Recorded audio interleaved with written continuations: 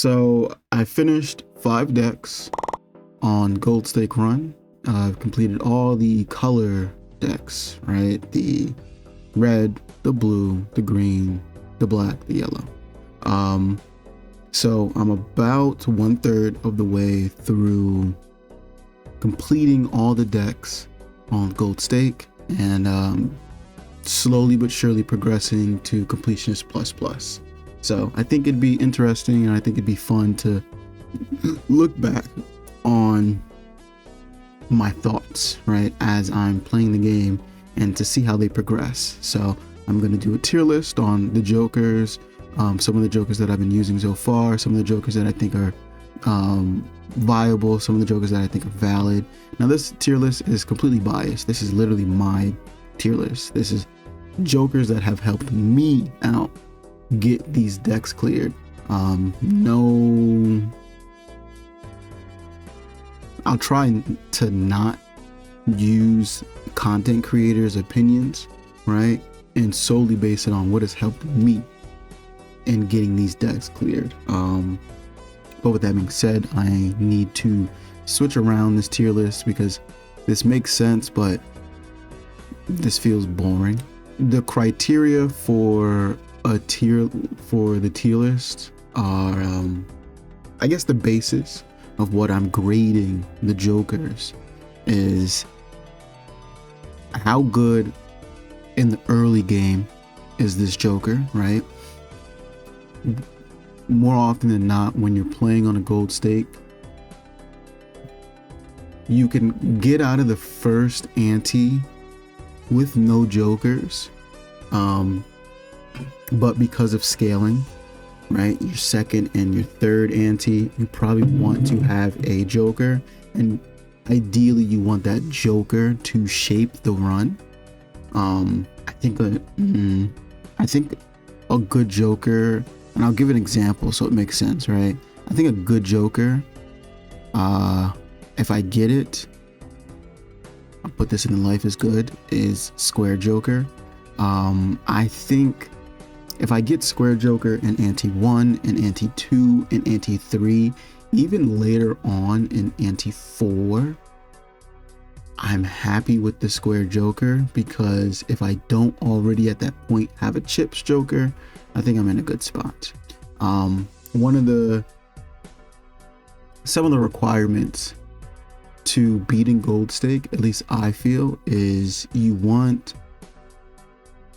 some sort of chips and you want some sort of mult, and that's just your scoring. So you either want something that can scale obscenely in one direction or something that can scale obscenely in the other direction. And personally, Square Joker, especially because it's common, I see it often, it's very easy to play. You just play 4 cards. So far, I think every deck that I've played, aside from the black deck, I've loved the Square Joker. The green deck as well. In the early ante, it's fine. Later on, you're probably not going to want this, but later on, this is also not bad. You can still scale this in ante 5, 6, and 7 might be a little too late. 6 might be a little too late too. So even 4 or 5, you can get this joker. You can scale this, even if you get this to like 60 chips, maybe even like 50 chips. So it's like a foil joker. It's fine. That also being said, it's easily replaceable, right? If you get this later on at 4, 5, or 6, and you decide to instead of you using this joker, you want to use a foil joker that you picked up, that's also viable too, because this is give you chips, but foils also give you 50. They give you 50 flat chips, and there's no scaling requirement, and it's on top of another joker. So it's like you get the benefits of Square Joker if you don't have it scaled on top of another joker, but it's only one joker, not the two, you know. But early on, I love me a Square Joker. I think Square Joker has helped me, maybe not on my gold stake runs, but getting to the gold stakes. So I'm talking about blue, purple, orange, right? Getting there, if I get a square joker, I'm almost confident that I have a guaranteed win. And I think that's also a criteria for these tiers, right? I need that. If I see a joker and I need that, then it's like I've probably guaranteed the run. And another thing about the I need that is that it's probably in like, let's say like 85 to 90% of the scenarios, if you see a joker, you probably want it. If you see a joker from the I need that tier list, whether it's ante 1 or ante 8, you would probably still pick it up, just to get some of the more well-known ones out of the way. I think blue joker clearly up there. Brainstorm is clearly going to be up there. I rarely see it, but now that I know the activation requirements for Cavendish, I honestly, for the longest, maybe until I finished red deck, black deck, green deck, and then I learned the requirements for Cavendish, which is just you have Michelle and Michelle disappears and then this pops up. I thought Cavendish was a rare joker, and I thought this is one of the rarest jokers in the game because I've seen it maybe like 2 or 3 times. But now that I know you need Michelle to disappear for you to get Cavendish, I think Cavendish is in the I need that. And I think Cavendish on the bottom end of I need that, because you can see a brainstorm, you can see the blueprint, right, from ante 1. You can't see this unless you get a store 1, you do round 1, you finish it, you pick up Michelle leaves that round, and then in the shop you see this, and then by that time you're only getting it for the boss. You know what I'm talking about? But you can see this in ante 1, but you're most likely to see this way later on. And as you see this way later on, it's a ×3. It's a 1 in 1,000 chance that it disappears, but it's a ×3, and this helps out any deck, really. It's a strong ×3. It's consistent. There's no requirements for it. So if I see a Cavendish, I'm picking this up. Another thing that needs to be taken into consideration is the no XP list, right? And I'll just this is the first joker I laid my eyes on. I don't have any experience with the idol, so in my 5 gold stake wins, 5 deck wins, I've used the idol. I don't think I've ever used the idol, so it's not something that I have any experience with, so I won't be able to judge it properly. And I'll throw a couple other jokers in there, where either I have no experience or have little experience, and the experience that I have is too little to be like, oh yeah, I need this, or I don't, you know what I'm talking about? So I'm gonna throw, okay. So everything in here I have little to no experience with. I think the reason for that is because more often than not, the requirements or what these things do to your run is highly dependent on another factor, right? Another factor that is influenced by the pacing of the game, right? So what I mean by that is bootstrap, you get moat for how much money you have. Same with the bull, right? You get moat for how much money you have. Most of my time on the harder difficulties has been green deck, which there's no interest, and has been black deck, which is you get an extra joker but you lose a hand. So as you're playing, the harder the deck is, right, the harder the difficulty is, you can kind of use your hands as extra discards. So the black deck created this weird scenario for me where I would get through my discards, I would get through my hands, and more often than not, I would have to finish the ante on the last hand. So I wasn't getting any money. So when I seen jokers like the bull, when I seen jokers like the bootstrap, I wasn't in a position where if I got this, these would be viable because I wasn't getting any interest and I didn't have any money. This Celestial Packs and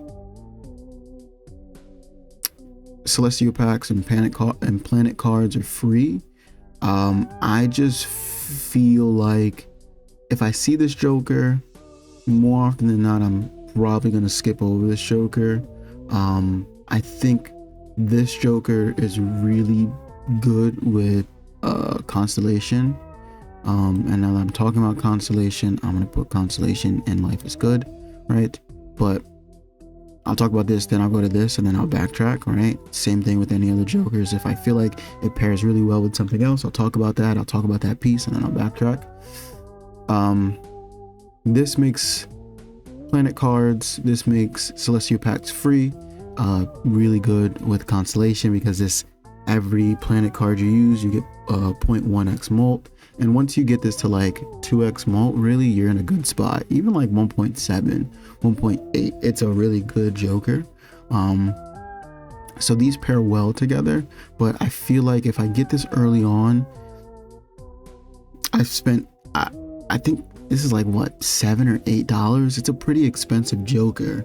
Now the return that you're going to get from it is nice, but I feel like early on I'd rather see most other Jokers that help me right now and not later on. I can see myself, maybe if I get a build, maybe if I get like a square Joker and then I were to see this one, then I might consider taking it, right? I have square Joker, and maybe I have a plus scaling molt Joker, right? Maybe something like Dagger, which I also think is really good here. I get a Dagger and my Life is Good. But if I have this and this, then I can see myself using this. I feel like it could work in that scenario, but I don't feel like this Joker is something you want to keep long term. I think if you see this Joker early on, you pick it up and you maybe hope to sell it after your next two antes. I can't see you running this and this for the entirety of the run. I just feel like at that point you have Jokers that can give you some economy, right? Some money, some value, and you'd rather have those Jokers than this Joker. This one is discard the jacks. I'm a bottom decker, and what I mean by that is if I have a Joker that requires me to get a certain thing, I will bottom deck that certain thing. So if this Joker requires me to discard jack so I can get the molt, I'm not going to see a single jack that round, right? Same thing with, where is it at? Shoot the Moon, right?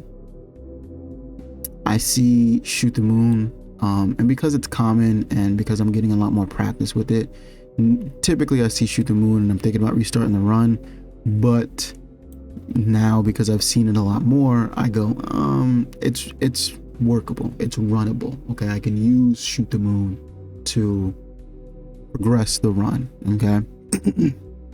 But yeah, typically Jokers that require you to see a very particular Joker, I bottom deck it, and I don't genuinely have a good time with them. I also feel like with Shoot the Moon, you can have it for most of your run, but I think after Ante 4 or Ante 5, you would rather have a different plus molt Joker. I think a Joker that I like, maybe the correlation is not too, they're not like a 1-for-1 correlation, but a Joker that I really enjoy having and I think does a better job than Shoot the Moon, even though the stipulations are a bit higher, is the Fist, right? I see the Fist. if I see the fist, I know the run is getting past like 4 or 5, anti 4 or 5. If I don't see any other good joker besides the fist, the fist is going to get me to anti 4, anti 5. That's something I just know. And that's because the stipulation for the fist is very easy. You just have to make sure the lowest card in your hand is like 6 or up, really, and you're in a good spot, because at that point you're getting what, 12 molt. And if you have it so that it's, you know, a 9 or a 10, you're getting 20 molt. And that's just really, it's a really good flat molt to have, because you can play a lot of hands with that, right? And it pairs well with a lot of other jokers. With Shoot the Moon, one of the jokers you're thinking about pairing it with is parking. My opinions on parking are thinking about restarting. Probably in the category though. But these two jokers, they pair well together. But it also pairs well with the fist. Shoot the Moon doesn't pair well with, where is it at? I'm thinking of this.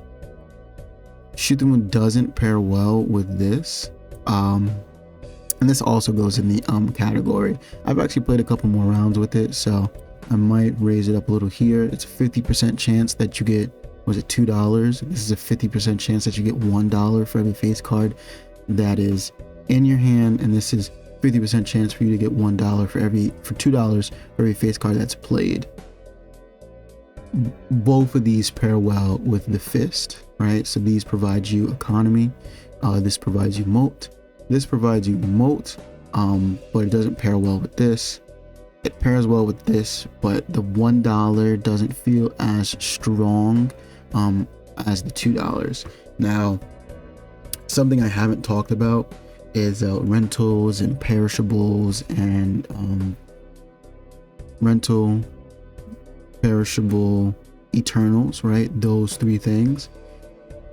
Anything that is like where your friend at and up, regardless of what tag is on it, it's probably still viable. Whereas in the tag and below, if it has a like perishable, rental, or eternal tag, I'm contemplating heavy on whether or not I should get this. So if this is eternal Shoot the Moon, I'm probably not picking this up. If this is eternal parking, I'm probably not picking this up. Eternal business card, it's got to be a very rare scenario in which I will pick this up, right?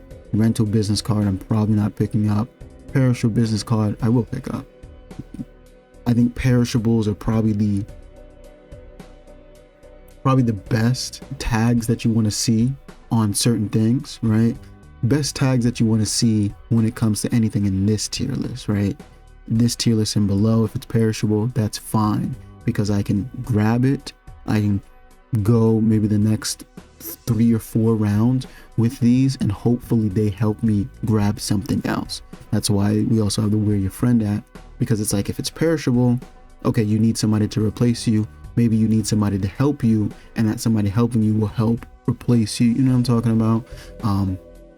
So yeah, I guess I'm kind of all over the place, huh? Talking about like no XP, and I never really finished explaining the tier list. So like I said, I need that, you need that. Life is good. If I get this, I'm confident that the run is gonna be a dub. I'm optimistic. It's just a step below Life is Good. I get these jokers, and maybe I'm not as confident as if it was a raised fist, if it was a square joker, but I'm optimistic. One of the things that I know is going to catch you guys off guard though is I'm going to put this in the I'm optimistic joker. It's +4. There's no stipulations on it. It's cheap. It's like $2. I get this joker early on.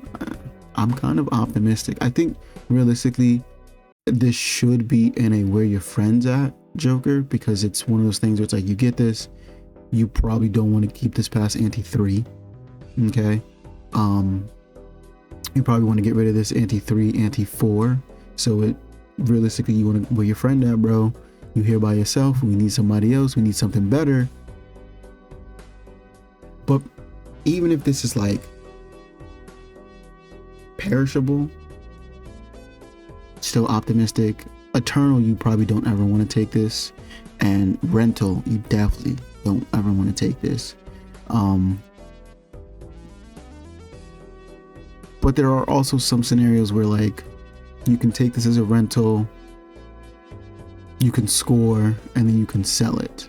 And then let's say you need to get to like 1,000, right? And this is, you beat the big boss of ante 1, and now you're in the small blind of ante 2, and this comes up as a rental, and maybe you don't have anything, right? You went through that first ante with nothing, and this pops up for $1. You need some scoring. You grab this, you play maybe like your 2 pairs, you play your 3 of a kinds, you play your flushes or your straights. It gets you to a certain threshold, but it doesn't take you over that threshold, and then you sell it, right? But I don't know, I see this and I'm optimistic. This provides a decent amount of value. Maybe this probably goes at the top of where your friend's at. Actually, I am optimistic when I see it. It's my tier list. I'm gonna let my bias overtake me. I'm optimistic when I see this Joker. And then a Joker that I look at and I think about restarting is the Hack. I see Hack and I'm just like, especially if it's like the first Joker in the shop, or maybe I open that first Buffoon pack and the other, let's say I open the first Buffoon pack and I see reserve parking and it's eternal rental, and then I see the Hack and it's like a perishable. I'm like, bro, this run is probably fucking dead. What am I gonna do with this run? What am I gonna do with an eternal rental parking? What am I gonna do with the Hack in the first shop? I'm like, I don't know. And the only time I can really see Hack being good is if you have a gold sticker on your 2s, your 3s, your 5s, right? Or you pick up the Wii Joker. And I think Wii Joker also goes in Life is Good. I think Wii Joker bottom of Life is Good. I would say Wii Joker is better than the Square Joker because it scales way better than the Square Joker, but I'm going to put it below that because, like I said, I'm a bottom decker. I'm going to bottom deck the 2s. I'm going to bottom deck the queens. I'm going to bottom deck my face cards. Like, I'm not going to see them. So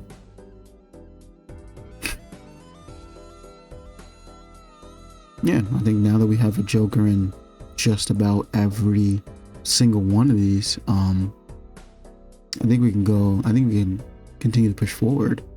I'll probably, what I'm going to do is I'm just going to work my way up, and I'll put a bunch of Jokers into thinking about restarting, and then I'll talk about most of them. Okay, I just realized I didn't talk about all the Jokers in the No XP one. I got to like here, and then I just kind of got sidetracked. That's going to be the theme for this tier list. I'm going to get sidetracked a lot. But I'm going to talk about this and then I'll go back down to this. So the thing about restarting tier lists, I've added a couple more of these. I'll start with these 3 because they're very similar. These are just these are like your rare X Molt Jokers. 3 of a kind. I'm pretty sure this is 4 of a kind. I don't think there's an X Molt for two pairs. And the flush one. I see these and they just don't do enough, or they're too hard to reliably hit. Like, they're too hard to rely on. 3 of a kind is and like the first 3 antes is pretty hard to just hit. Like, that's just not something you're going to be doing reliably. Especially in the later stakes where you only have 2 discards, and let's say you use your 2 discards and your other hands just to get that 1 3 of a kind. And I'm pretty sure this is a 3x molt and this is a 4x molt. If you don't have any planet cards, if you don't have a decent plus molt, these just suck. They're very, very underwhelming. Let's take this one for example. It's ×2 for a flush. You may get two flushes in, you may get two flushes on like the black deck, but that's if you're very lucky, right? Even on other decks where you have four hands, it's just kind of like you're digging for these flushes. You're digging for a three of a kind, you're digging for a four of a kind, and they're just kind of hard to really gather, and the moat doesn't pay off because there's nothing for it to scale off of. So this is a 3x moat, so it's, you start at 3, so you get, your moat is 9. This is, I'm assuming this is 4x. I really don't ever really play with this, if ever, but if I see this, I think about restarting. Realistically, this belongs here in no XP, but if I had to grab this, and I think about restarting, I think it's a 4x XP, so times the 4 of a kind, which is like 7 moat. So 7, 14, 21, 28, it feels good, right? But who the fuck's getting 4 of a kind in like the first, and like your first 3 or 4 antes, right? You may hit 1 4 of a kind. Now let me look this up, because maybe yeah, this is 4 of a kind. So it's 4x moat. If you play 4 of a kind, who the fuck is getting 4 of a kind in that first, in your first ante? First ante, second ante, third ante? If you're fishing for 4 of a kind, I gotta say, you might be playing wrong, bruh. You might be playing the game wrong, because you're fucking crazy. Yeah, I see these and I'm just like, I gotta get out of here, man.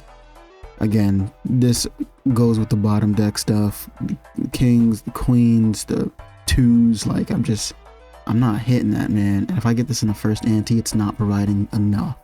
It's not giving me enough scoring to get out of ante 2 big blind, like 1500. Like it's not going to give me enough. And if this is all I have, because sometimes some runs you might just have one joker into ante 3. So like if this is the only joker you got, forget about it. Same thing with this one, but this one is chips and not moat. I think it's like 100 chips for 3 of a kind. I'm not seeing 3 of a kind. If I'm playing towards 3 of a kind, I'm really praying that I hit that.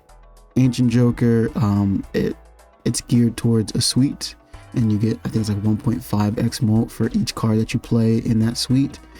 So it further reinforces flushes. I've backtracked away from flushes. I think when you first start playing Balatro, one of the easier hands to recognize, one of the easier hands to play is flushes. Flushes are very simple to play. They're very fun to play.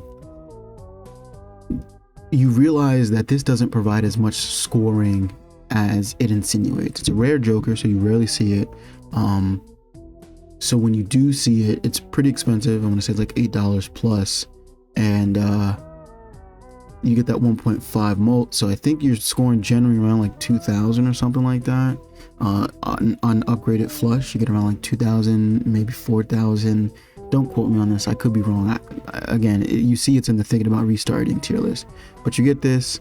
You play your flushes for like your first 2, 3, 4 rounds, and then the scoring requirement catches up to you because you're on gold stake, and now it's like, all right, well, flushes are not going to cut it, and flushes is a 5-card hand, so it's pretty hard to get consistently, especially if you get like, let's say you're going for like a clubs flush, and you get 3 clubs in your first hand, you discard, you still have the 3 clubs, then you play 2 hands, and now you only have 4 clubs, and you're down to fucking your last hand or your last 2 hands, and you've been trying to go for the flush the entire time, and you've only seen 4 clubs, and now you're just like, bruh, I've been using my entire hand to get this, and it's not paying off. Walkie-talkie is just something 10s and 4s. The scaling on this is very minuscule, and it's just like, yeah, it'll help you. Once I get more experience with it, I think it'll probably go into a where your friends at situation. But if it's the only joker I have, I'm like, fuck me, now I gotta look for 10s and 4s. Again, goes into that bottom deck situation, and I was like, I can't. Same with the aces. I just kind of look at this and I'm like, yeah. Baseball card, more often than not, I found that most runs that I'm running, I I have like 4 uncommons and then 1 uncommon. So I see the baseball card in the shop. It's not typically, it's not in the first ante or second ante. I see it in ante 4 or 5, and I look at my build and I've got Square Joker, I've got Dagger, I've got some type of economy Joker, right? Like a to-do list, and then maybe I have an uncommon Joker like let's just throw the hiker in there, right? I have an uncommon Joker like the hiker. I see this and I'm like, it's just 1.5 X molt. That's it. Some cases that's fine, but I genuinely think if you want a Joker to be viable, an X molt Joker to be viable, you have to at least, it has to at least be 1.8, 1.7 and above, right? Like I said, with Constellation, another Joker you can do that with is Vampire, right? You want it to at least, and this is bare minimum, like you want it to at least be 1.7, 1.8. 2x molt after a certain point, it's fine. And the reason it's different, the reason the X molt Jokers are different than this X molt Jokers is these apply to any hand you play.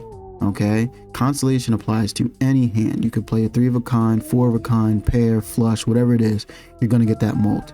Same thing with Vampire. You're gonna and you know, with Vampire I'm gonna get with this here, doesn't matter what molt, doesn't matter what hand you play, you get it, it adds that molt. It's really good. Another thing that I will throw up there is, where is the cat?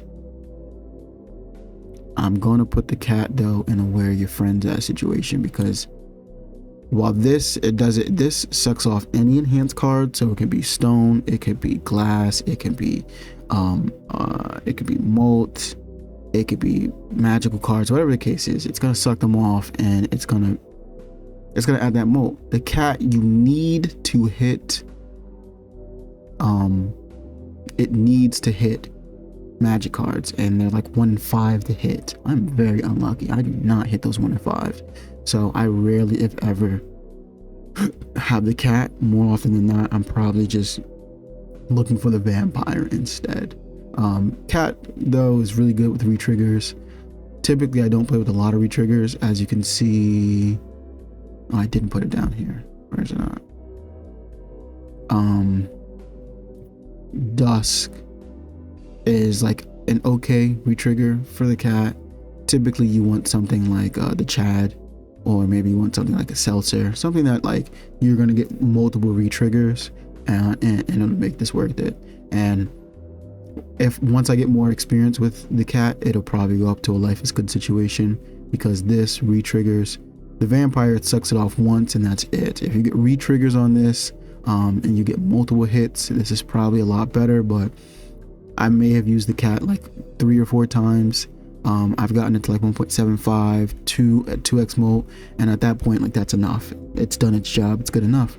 But I'm not, I see the cat, I'm not really as optimistic as if I were to see Constellation or see the Vampire. So now, not getting too off track, going back to where we were at, the 1.5 for 1 uncommon just doesn't feel strong enough, and it doesn't help out enough when I need it.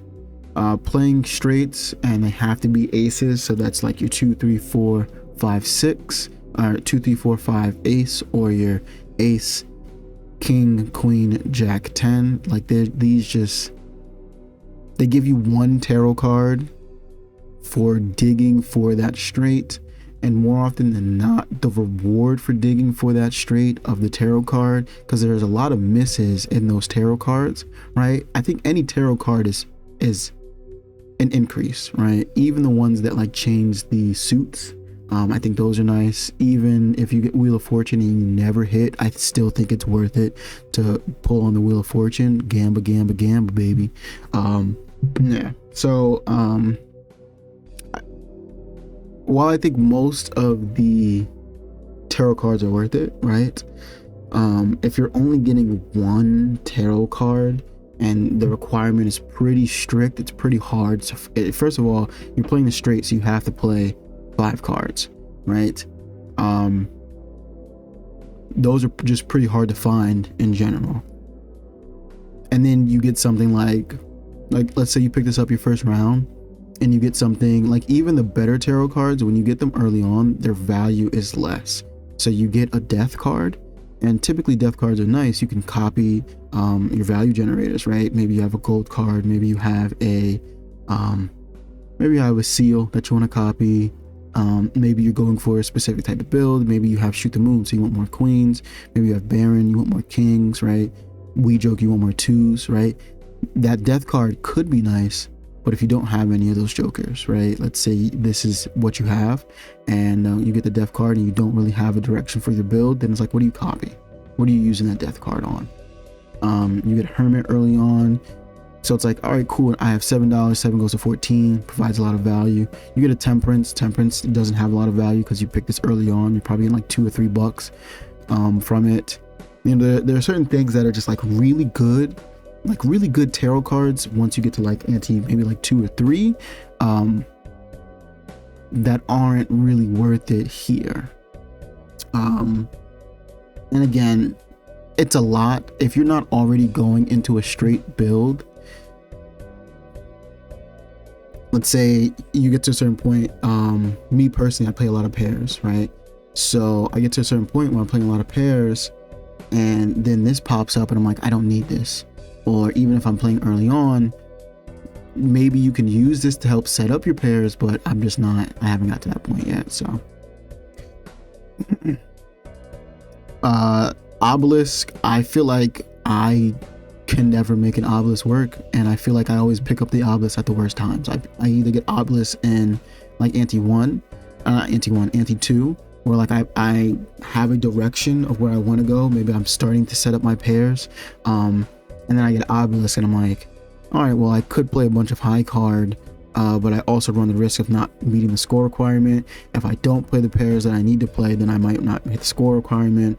And then at that point, it's like, is Obelisk even worth setting up? Maybe. Once I get more practice, probably.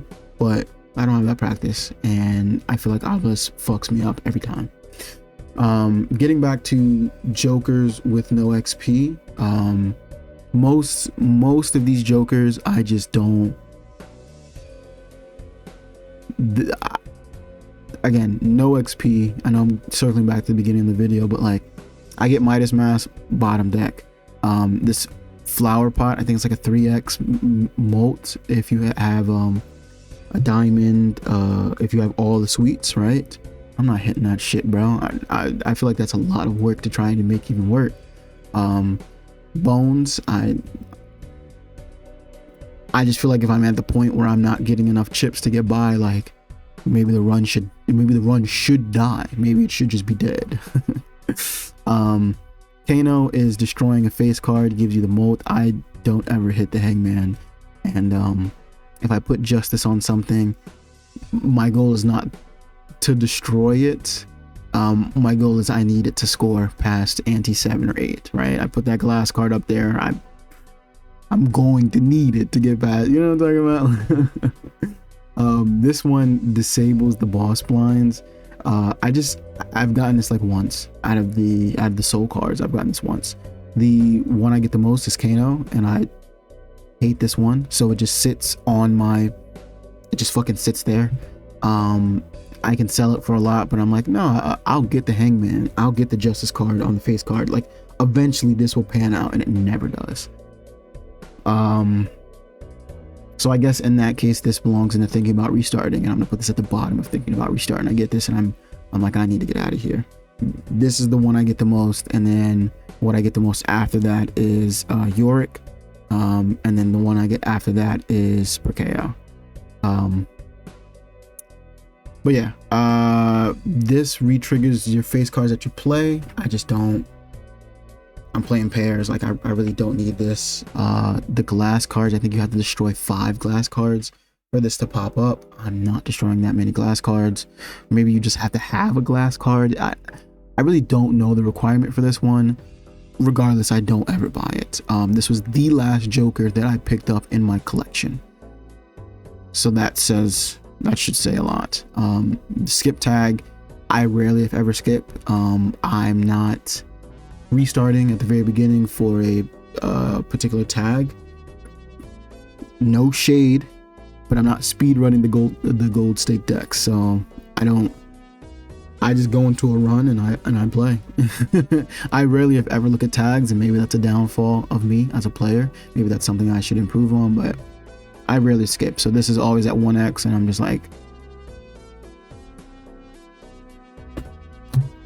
I think the one time I used this was to get the that achievement where it's like beat the game like 18 rounds or less or something like that. Maybe it's like 13.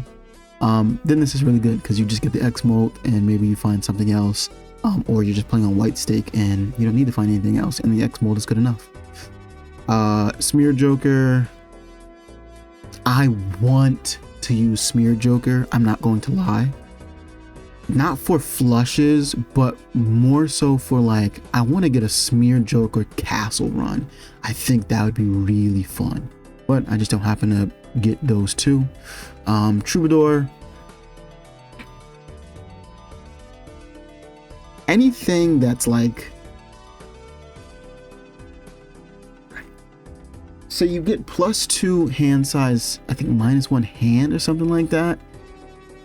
Sometimes more often than not, I don't know when that trade-off is worth it. I think maybe if you're going for a 5-card hand, it might be worth it, but golden ticket I just don't get. This I don't get. This I'm starting to see the value, but I never use it. This I never pick up because I rarely if ever do a straight flush build. I'm starting to do straight flush builds now because I want to win a gold stake on a straight flush. I think it'd be hard, challenging, and fun. So maybe in the future, but I don't get this. I rarely get Dusk. I don't get this. I want to make a stone build work, but I just never.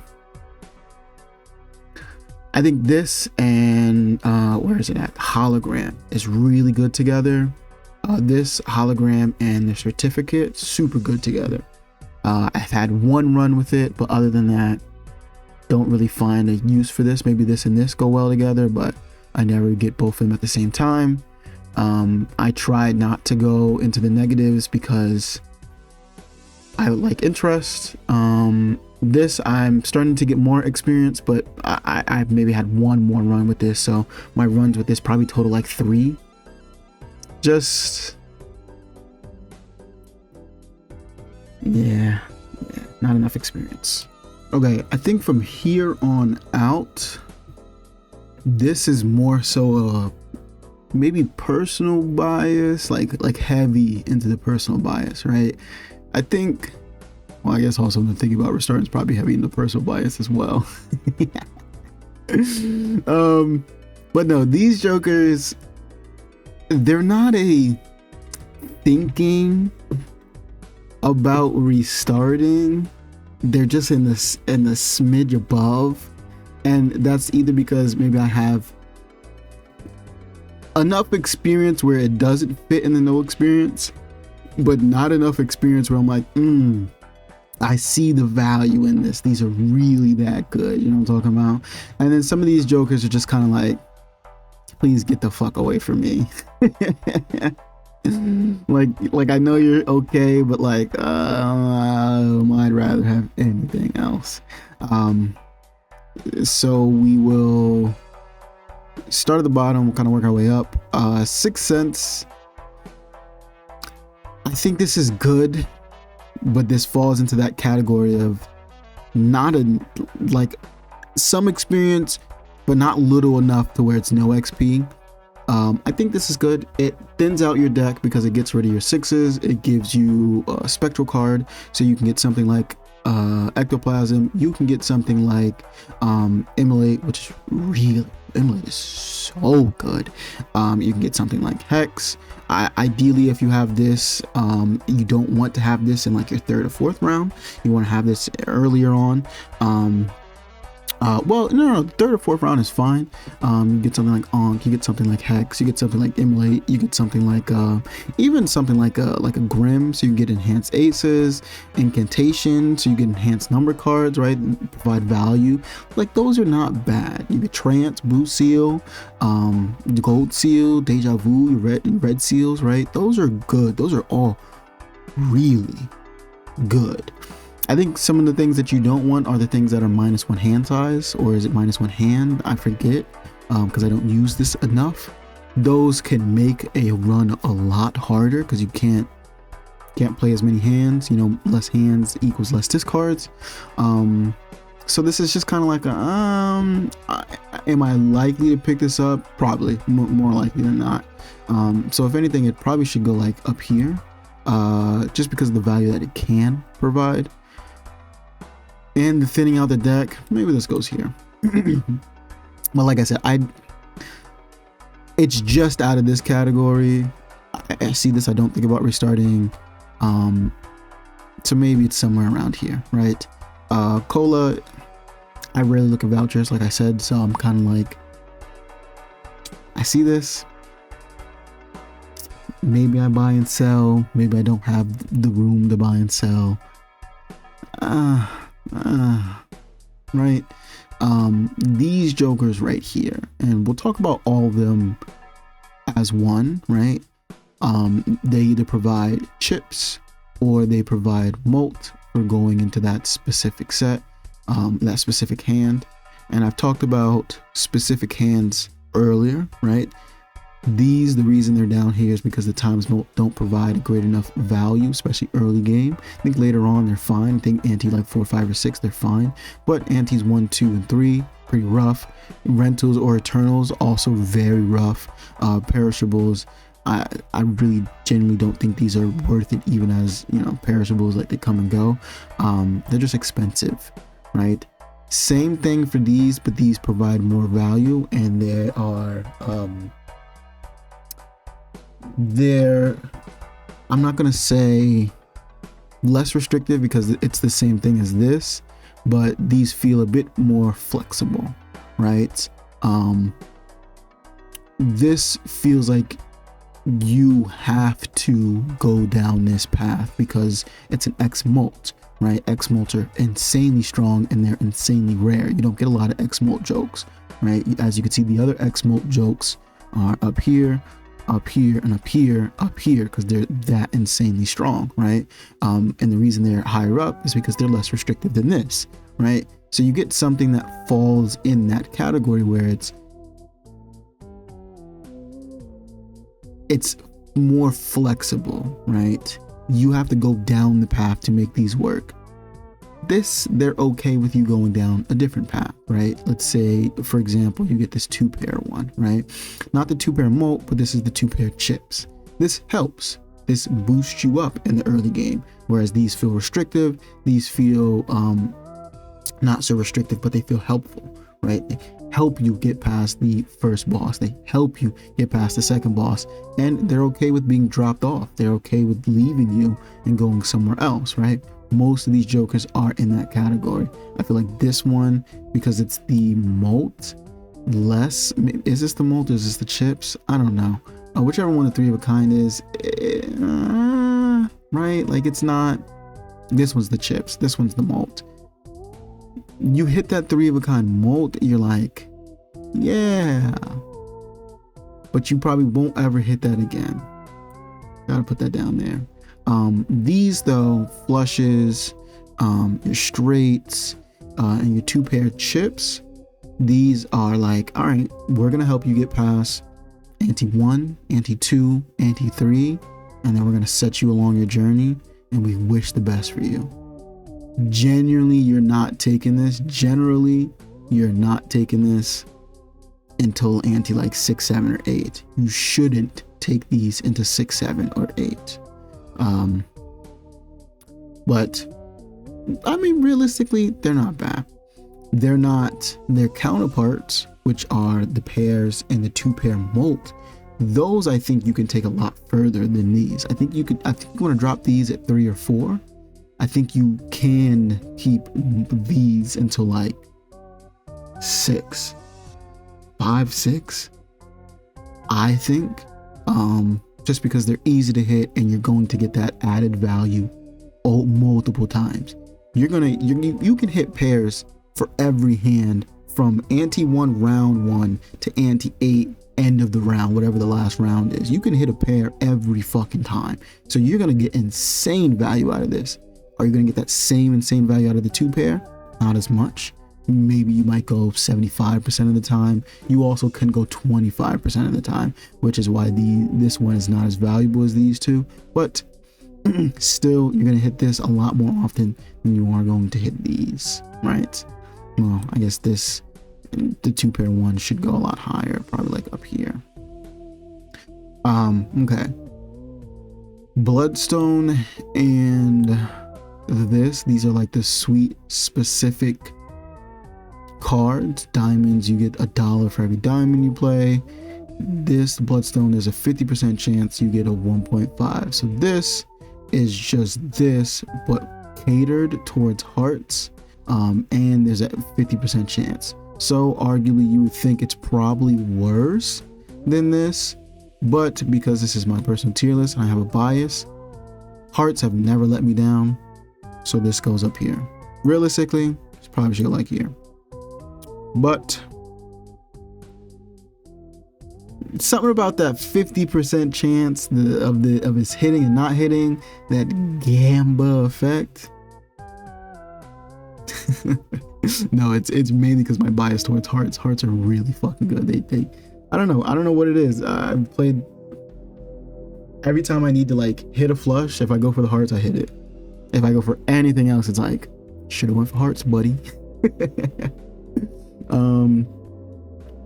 Pareidolia, there seems to be some synergy with Midas Mask, but as you see, Midas Mask is down here. Most Jokers, if they're like here or here or here, they'll have some synergy with something that's here, and because it's here, they end up getting dragged further down. Realistically, you could probably make any build work in this game, right? And they're probably fun if you can get them online. But I feel like I'd never get a Midas Mask early enough to make it work, and I never get a Midas Mask that isn't like Eternal or something. Not saying an Eternal Midas Mask is bad, but like, I don't know if I get a gold stake run, and maybe if I were to get Midas Mask first, then I can make it work, because then I can do Midas Mask into Vampire, or I can do Midas Mask into Golden Ticket. That way I have money, I have like a fuck ton of money, or maybe I have a fuck ton of molts. I don't end up getting in a position where I can make it work. So something like this, this would also pair well with Smiley Face, which is, you know, +5 for every face card played. So you could play any hand, and as long as it's a 5-card hand, right, like a straight or full house or a flush, and you're gonna get 25 molt, and this would be really well together. I just don't end up getting those builds generally. Faceless goes into the bottom deck category that I've been telling you guys so much about. I get Faceless, and I'll get like a Jack and a Queen, and then I won't see another face card until my final hand in that round, and I'm like, bro, at that point I feel like I have to play the Jack and the Queen. Maybe I get 2 kings and I'm doing a pair build, and kings aside from aces are your highest scorer, so it's like, why would I not just play them? Like, why am I holding out for the potential? And you have to discard 3 cards for only $5. That's a lot. That is a lot. This, you play a card for a chance to get some money. This, as long as they're in your hand, there's a chance to get some money, right? There are these other value generators that, like, especially economy wise, that aren't as restrictive as this. And you get rid of your face cards, and now you're only playing your aces, you're only playing your number cards, and they're just not as strong. So 4 fingers, where you can play flushes and straights, you only need 4 of them. If you're already committing to 5-card hands, why not just commit? You know, you get a joker that allows you to play only 4, and that's a joker in your slot that's like, you're not getting any scaling from it. Yeah, it makes it easier to play flushes, but flushes are already inherently easy. yeah, it makes it easier to play straights, but like if you're already going down that straight path, and it's like you've probably already decided like, all right, cool, I'm gonna snip off my lower end numbers, or maybe I'm going for low straights, I'm gonna snip off my higher end numbers. You don't really need this. It can help, but it's like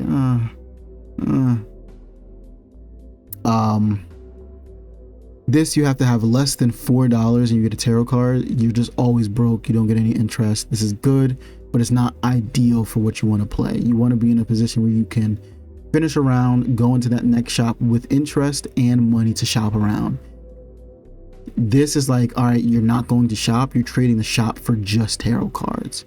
And you're not even getting a lot of tarot cards. You're getting 2, 3, 4 a round. That is it. And if they're tarot cards that you shouldn't play in a round, like tarot cards you don't want to play in a round, right? Tarot cards like let's say you get like Hermit or Temperance, or let's see, what are other tarot cards that you kind of don't want to play in a round?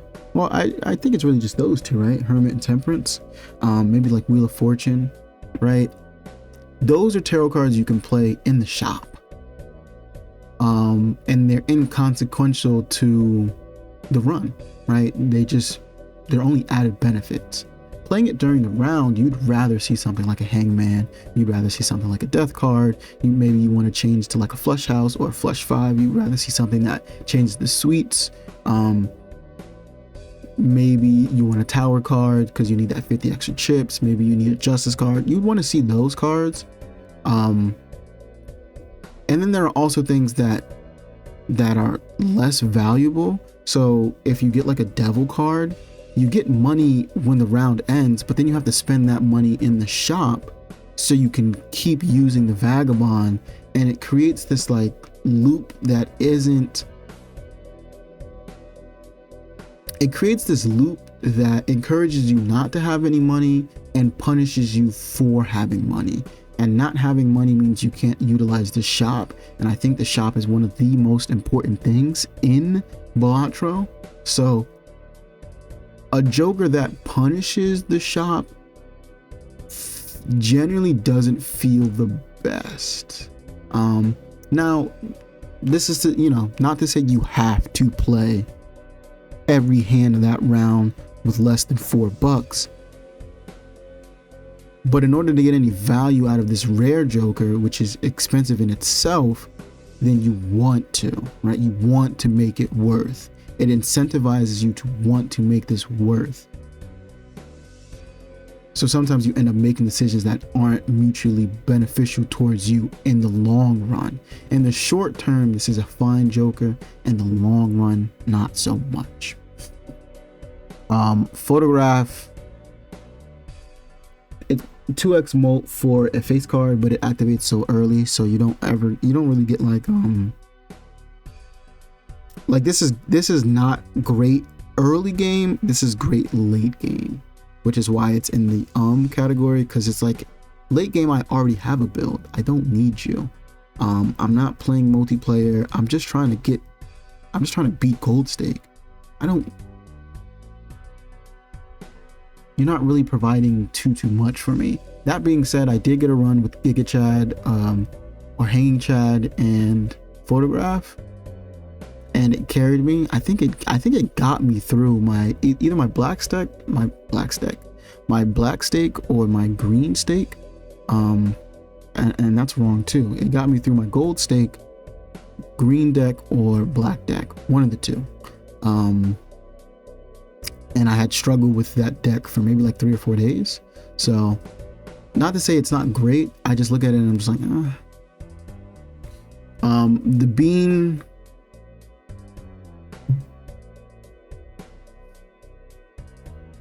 I rarely pick up the bean, if ever. So realistically, it should go here. I see the value that it has. Especially if you want to pick up like your blue seals or your gold cards, and you can still play 5-card hands, and the bean still allows you to mess around. But like,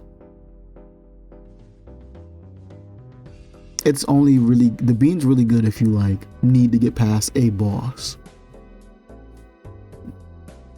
But other than that, It's not great early game.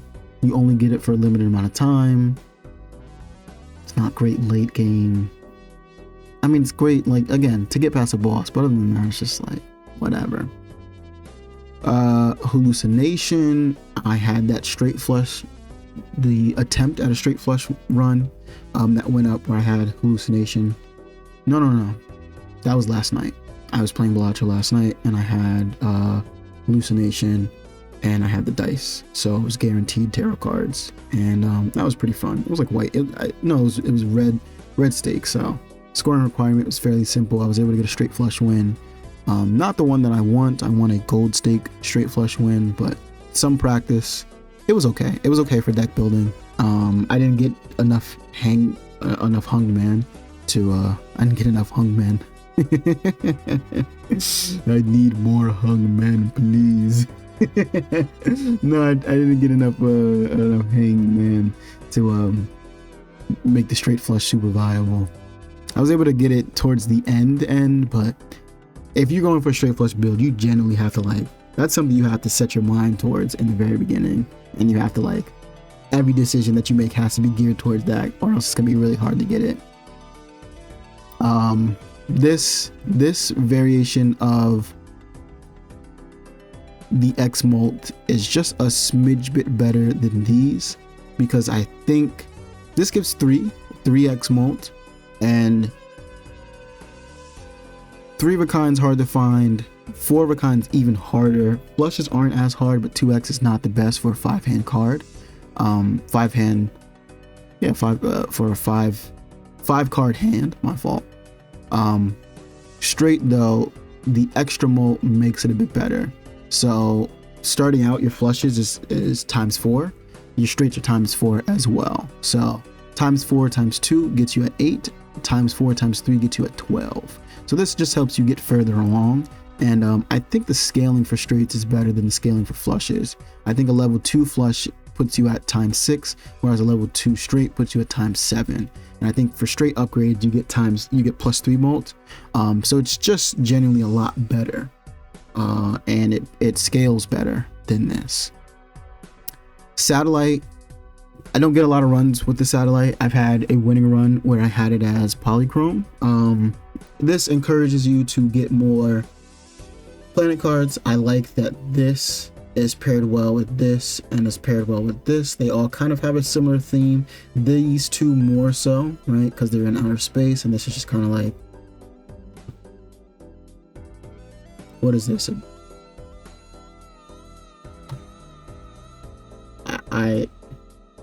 Maybe this is a reference I'm not getting. I don't know. These two, clear, it's a clear reference towards space.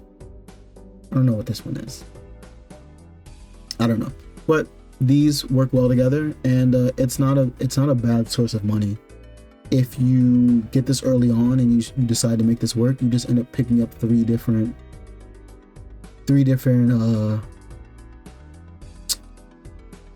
planet cards. You can do Mercury, which is always going to be good. You can do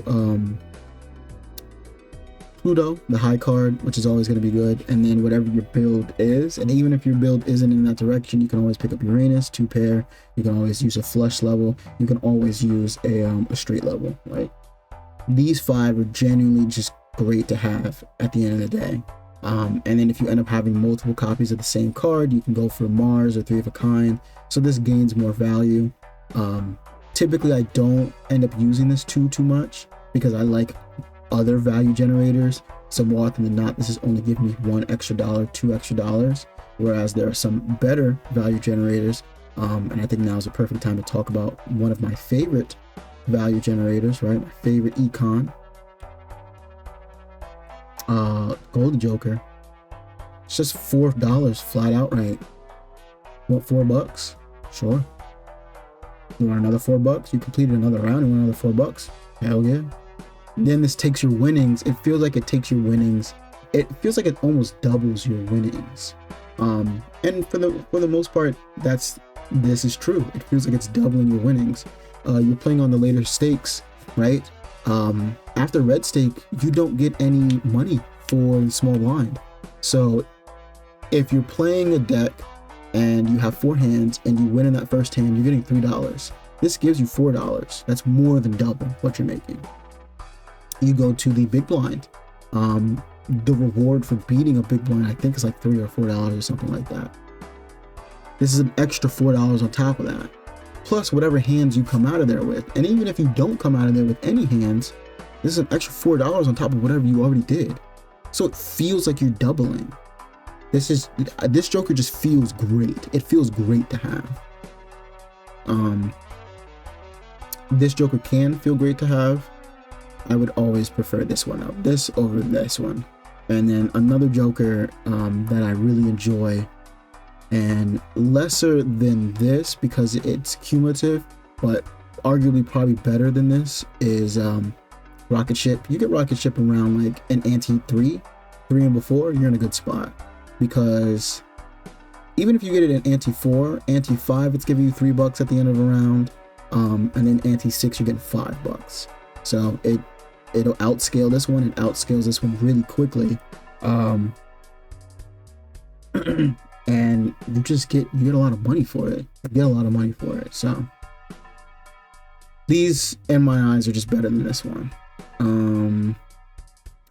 8 ball realistically goes at the bottom of like I said before, I'm an unlucky person. 8 ball rarely, if ever, activates for me. I've had a run where I've had the 8 ball and my straight flush run. I think I've uploaded it, so hopefully you guys see it. But I put the 8 in front. I have the hanging Chad. I'm getting tarot cards, trying to make the straight flush build work.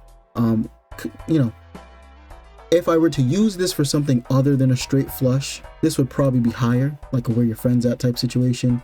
But because I'm super hyper focused on getting that straight flush win, and this is one of the things that I think is going to get me there, these two, and I haven't really gotten that win yet, they're kind of still down here. Now, in general and other things, right, as a perishable, it's fine. As a perishable, you'll probably get at least 2 tarot cards if you're lucky. Rental, I don't think it's worth it. Eternal, I don't think it's worth it. And that goes for most, if not all, the jokers in this. Rental or Eternal, I just don't think they are worth it. The only one that I do think is worth it is this one. And I think if you open a perp KO, you can't get Rental, Eternal, Perish. Like, one of the benefits of a legendary is you can do whatever you want with them. You can sell them, you can keep them. You don't have to worry about them being rental, eternal, or perishable, because the way you get them is specific. You get the soul card, and they don't come with any attachments to them. That's also why Judgment card and the tarot pack is so good, because it also doesn't come with any attachment to whatever joker it gives you. Where we at? We talked about this. I briefly glossed over how clubs always let me down, but clubs let me down all the fucking time. All the time clubs let me down. I'm starting to use this joker a lot more. Because I'm playing a lot of pairs, you don't need to discard. This is a decent source of money. And gold stake, you have 2 discards. So this is $4. It's not $4 guaranteed like this one. Sometimes this could be $6. Sometimes it could be $8. You get the wasteful voucher. They're real nice, but sometimes you need that discard, right? You're playing pairs. Sometimes you just get something. Your hand looks like 2, 3, 4, 7, 8, 9. 2, 3, 4, 7, 8, 9. King, ace, right? And it's like, damn, I can't get a pair anywhere. Like, I got a different number the entire, like, really? So but yeah, briefly glossed over this one. For KO, out of the legendary joker, I get this one probably like second or third, and I think I accidentally fat finger selling this more often than anything I've ever done in this game at all. Every time this pops up, there's like a 50% chance I fat finger sell it, and I'm just like, no.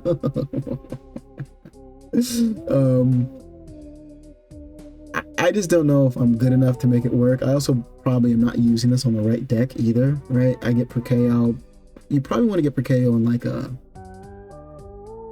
whichever deck has the Fools. Maybe you want to get Prekeo and like whichever deck you can just get Spectral cards.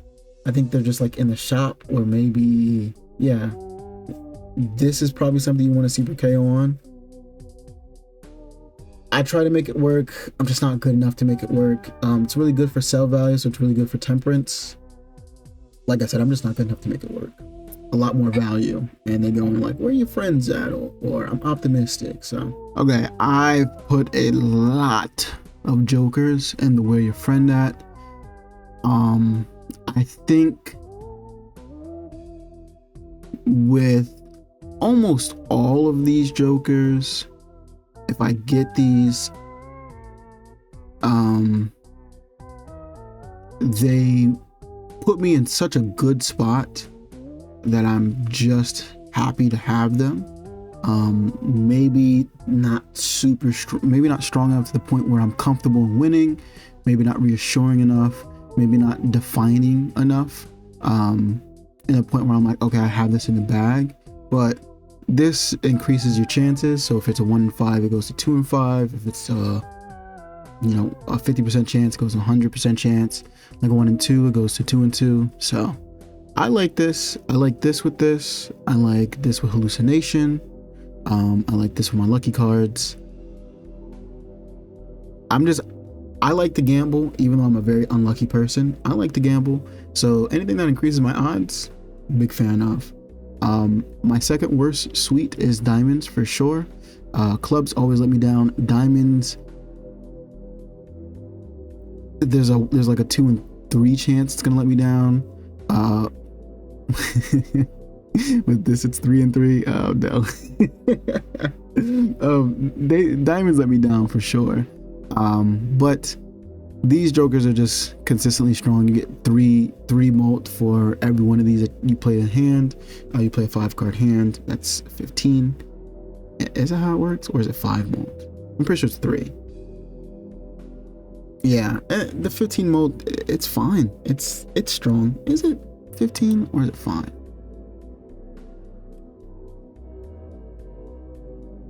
Yeah, it's just 3. So if you have a 5-card hand, you're getting 15, and that's fine. It's fine. It's fine. They're consistent. They're sturdy. They help out. When I get these, I'm not very optimistic. These as a rental, a perishable, they're okay. Eternals is a bit tougher for these, but they're workable as Eternals, and that's the thing I think is a lot better with these than these. Sort of similar to these two, right? You get these as Eternal, and you have to shape your run to cater towards them. These, you don't have to shape your run to cater towards them. It is helpful, it's beneficial, but they're not strong enough to the point where once you shape your run to cater towards them, they're going to carry you. That's not their job. They're in the where your friends at. They're going to need help. So most of these jokers and the where your friends at, they're strong, but they need help, right? DNA, DNA might be one of my more common rare jokers that I run into, and if you can set it up right, you're in a good spot. You get a blue seal, you get an extra blue seal, you get a red seal, you get an extra one, gold seal, you get an extra gold seal. You can make more stone cards. I don't know why you would ever do that. Well, I mean, I know why, but you can if you want to. You get a direct build for more queens, right? More queens, more kings, right? It helps.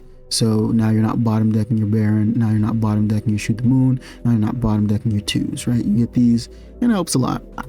It's really good. I think this is probably one of the better perishables in the game, and I think because generally you don't want to have this more than 5 rounds, right? You you can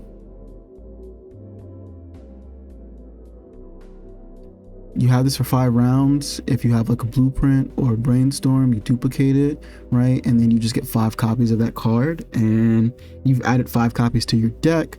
So, you know, it could make it harder to get what you want, but still good nonetheless. Excuse me. This is like Showman. But you don't have to re-roll in the shop for it. You just get it, right? But it's random. So you can guarantee by selling all your other jokers, but then you have to sell all your other jokers. Sometimes if you're in a good spot where you have 4, if you have a build that's really good, right? You have Square Joker, you have Constellation, you have the Dagger, and then you pick this up. You're okay with it copying any one of the 3, right? Even if you have like a raised fist, or maybe you have something up here, something, maybe not something right here, right? And that's, again, I think this is a good separator, because this, you're okay with this copying. These, you're kind of like, I'd rather you not. Like, especially this one, I'd rather you not copy this one. I'm okay if you copy this one. I'd rather you not copy this one, but I'm okay if you do. I'm definitely okay if you copy this one. I think that's why it's at the top of I'm optimistic, right? If it copies anything up here, you're really happy about that. And even some of the things more so closer to the top of this list, you're okay with things getting copied. But more, you know, some things down here, it can't help. But like if you copy Shoot the Moon, now you have 2 Shoot the Moons. So instead of 13, you're getting 26 more. So it can be good. You get 2 of those. You get 2 queens in your hand. Now you only have to worry about 2 queens. But it's getting those 2 queens that can be a problem. That's a problem for me, right? This I think is like what, 80? Is it 80 chips or 100 chips for a 2 pair? Now it's 200 or 160, and it's just like, okay, I guess. So yeah, this is again a where your friends at situation. Am I optimistic with it? No. Same with Stuntman, 250 chips, really fucking good. The minus hand size sucks a lot, but if you're playing pairs, it's doable. I don't really use this a lot. This honestly needs to go here. Swashbuckler is nice, pairs well with the Egg, which is also in this category. They pair well together. Another one that Swashbuckler pairs well with that I don't have up here is Gift Card. I think Gift Card is just better Egg, but I like these two. I like these two a lot. So because I talked about Gift Card, I'm gonna put this in optimistic. I get a Gift Card. I'm very optimistic about the run. Sell value, temperance value, and even the thing about Gift Card is it's not just for temperance, but it's also if you're in a situation where it's like, okay, I want to play, I want to buy this certain thing in the shop. I can sell Gift Card. Let's say you have Gift Card for 2 rounds, right? 2-3 rounds. I can sell Gift Card. Now you get like $4 or $5. You can buy that thing in the shop, and then you have other jokers, especially if you're not attached to them. You can sell them later on. And even if you are attached to them, you still get the temperance value that it gave you for it just sticking around. Gift Card is just a real nice joker to have. Ask me that at the very beginning of when I played Balatro. I'd have put Gift Card at the goddamn thinking about restarting, because I was like, what the fuck is Gift Card? Anyways, I talk about this solid joker, +5 molt. Pairs well with Paradolia, and even if not, even if you're just playing a pair, you get 10 molt for the pair. Strong retrigger, strong. You get it for 10 rounds, strong for all 10 rounds. Like it's nice. Is it 10 rounds or is it 10 hands? I forget, but either way it's good nonetheless. Ramen is a good molt joker. Every discard you play, you lose molt. So typically you want to have this ramen for maybe like 6-7 rounds, and then after that you want to sell the ramen. Selling the ramen allows you to get something that's better, you know, anything, not anything, but anything up here you would want to sell your ramen for. Maybe not raise the fist either. Well, maybe there are like stipulations, right? But once ramen gets to a certain point where it's just you're getting like 1.6, you're getting 1.5 molt for having the ramen, you would rather something more, right? You'd rather a better molt joke like hologram. I see hologram, definitely optimistic. I think I see hologram. I think life is good. I think I should order this a bit. Personal bias, 1000%.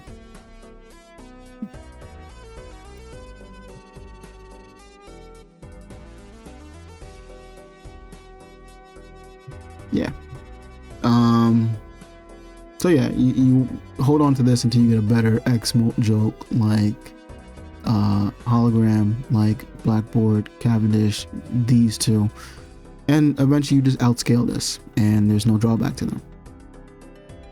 At least not a terrible drawback to them. Fortune Teller is good if you could play a lot of tarot cards.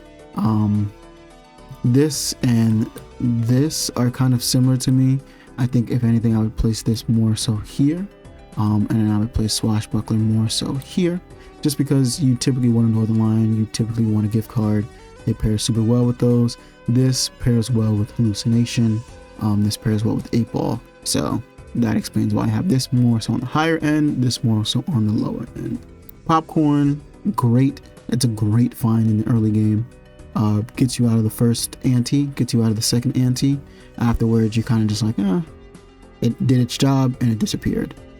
Erosion really needs to go in the no XP because I've maybe had like 3 or 4 runs with Erosion, but being able to bring your deck down and you getting rewarded for bringing your deck down, especially because genuinely, unless you're running a hologram, you always want to lower the amount of cards you have in your deck. There's some cards you have in your deck that you'll never play that run, right? Like that 4 of diamonds in your deck, you're probably never playing that. Get rid of it, right? So you can play your value generators, so you can play whatever your build is. This is really good for that. I just don't have enough experience with it. 9s, every 9 you have in your deck, you get money. Just solid money generator. Straights being able to jump is really good. Pairs well with this, which is also why this is a little bit higher than this, because you have an enabling joker like this, which is a lot better than this enabling joker. This straight, more often than not, for me, I end up pulling something that's like king, jack, 10, 9, 7, 6, 5, right? I'll get 3 in a row and then it'll skip 1 and I'm like, bruh. Or I'll get 4 in a row and it'll skip 1. My hand will probably look something like king, queen, jack, 10, missing the 9, and then I'll get 8, 7, 6, 5. And it's like, damn, I just need the 9 to make either of the straights work. And but this allowing you to skip it allows you to play straights a lot easier. And then the scaling on straights is really good. So this one probably goes a little bit higher, but like not much. The crazy joker, the one that sucks up other jokers, gets a lot better the harder the difficulty is, because then you get Eternals, right? So if you get this, and let's say you get like an Eternal Dagger or an Eternal Scaling Joker, right? Like Supernova, like Ride the Bus. Supernova, Life is Good. Ride the Bus, super optimistic about it, right? The reason Supernova is a bit, I like Supernova a bit more than Ride the Bus is because I go into the pair build, I have guaranteed molt on that pair. This is guaranteed molt on anything, so technically this is a bit better than Supernova, but you play a face card and you get fucked. More often than not, your face cards are a lot valuable, and there's a lot of jokers in this game that reward you for playing face cards, like Trouble, which we'll get to. They reward you for having face cards, so this pairs well with the Shoot the Moon and Reserve Parking. Like, this is a great build in itself. This and Baron also pair really well together, but these are like, they're all fine. Another joker that I would like to put up there, Grimbo, right? Grimbo less so, because these, they don't Grimbo punishes you for using your discards. These don't. These reward you for using your discards, for digging for your particular build, or digging to make them work. Grimbo is kind of like the lesser hand version of that. Again, you still get the same moat for all your hands, so you can play 3 of a kind, 4 of a kind, straights, flushes, whatever, and you're still gonna get that moat. You're not gonna get that with Supernova, but Supernova streamlines you down one build, and it's really good. It's really good. I don't remember what Joker I was talking about to get me there. Oh, this one. Yeah, so this one, when you get Eternals, right, it destroys Joker's random Joker for the small blind and the large blind, but when you get Eternals, you don't have to worry about that, and it just stacks up. Great moat. You don't see it too often, which is why it's not higher. And yeah, that's that. To-do list. I am not a big fan of to-do list. I think it's really good when you get it early on and it's on something like pairs, high card, maybe even like a straight, a flush, whatever the case may be, because you're going to see that $4. You're going to see the $4. You might see a couple dollars, right? You might see 8, you might see 12 per the round. But then more often than not, you pick up a to-do list, and for like 6 rounds, it's like, hey, get a straight flush. Hey, get 4 of a kind. Hey, get a full house. Hey, get a straight flush again. Hey, straight flush again. And you're like, bro, please, something doable. Give me high card, give me pair, please. When it hits, it hits. When it doesn't hit, it's a pain. But I've run this more often than I've seen this. I don't think I see this at all, really, rarely if ever. So I gotta drop it down just because I've actually never had a run with this. Just the value that it provides is nice, but I've never used this. Okay. Blue Joker. This pairs well with The Rock. This pairs well with Hologram and all that. You know, just getting more Jokers, not Jokers, more cards in your deck is really good. And this is a consistent. I think this is probably better than this, right? This starts off at 100 chips and it goes down for each hand played. This goes down for each hand played, but then goes back up. So I think baseline, what is it? However many cards you have times 2. And that's where it starts at. So if you have 52, it'll start at 104, and then you take 16 away because you have 8 cards that pop up. So you go down to, what is it, 80 something or 90 something? I don't really know how this works, but it's really good. The chips are just consistent chips. Your first hand of that round is very strong. Afterwards, it gets weaker and weaker, but you don't really have to worry about chips as much when you have this. Talked about 6 cents. Onyx Agate, you get 7+ moat for a played club. I just like this. Just 7 moat for playing the clubs is nice. But like I said, clubs always betray me, so that's why it's so low. Juxtaposed to the Arrowhead, I like to call this the butt plug gaming. This is real nice. I love a butt plug.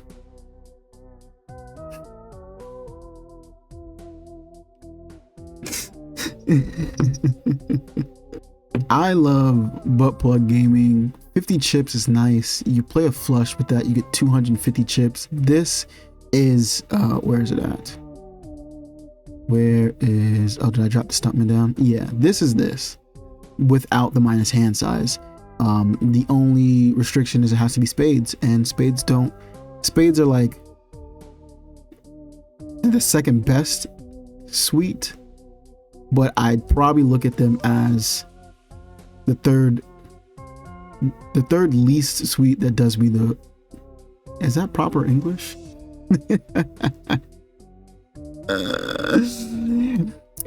Typically you would go, okay, this is the first, this is second, this is third, this is fourth. But how I look at it as like, you do me the most harm, you do me the second most harm, you do the third most harm, and then you don't do no wrong, right? So it's like, It's not the worst. They're not the worst, but they're also not the best. Type shit. So yeah, they're. I like these. Perishable, they're fine. They're strong enough to help you. Eternals, they're fine. Strong enough to get you there. Rentals, maybe not the best, but that's just because rentals in general are just not the best. Blackboard, it's a 3x mult. As long as you have clubs and spades in your hand. You pair my worst suite with my second best suite, and things are just okay, right? Splash is very good. You're playing pairs. You can upgrade pairs early on. You see like an early Mercury card or whatever the case may be, and you just get that mult, or maybe you get an upgrade, so it's ×3, ×4, whatever the case may be, and then you play a full hand, so you see those extra chips, and it just feels a lot stronger, right? Red card is a bit tough because red card is like a money sink, really. So if you don't have a value generator, an econ generator with red card, it's kind of hard to get online. But the good thing about red card is once you get it to like 15, 21, you can kind of leave it alone, right? If you have great source of money, right, then red card becomes a lot better. But if you don't have a great source of money, it becomes a consistent mult joker that only gets better. And like antes 3, 4, 5, 6 probably falls off at 7, 8, because at that point you're probably not looking for any more scaling on your mult. You probably just want a lot more scaling on your chips, or you want an X mult joker.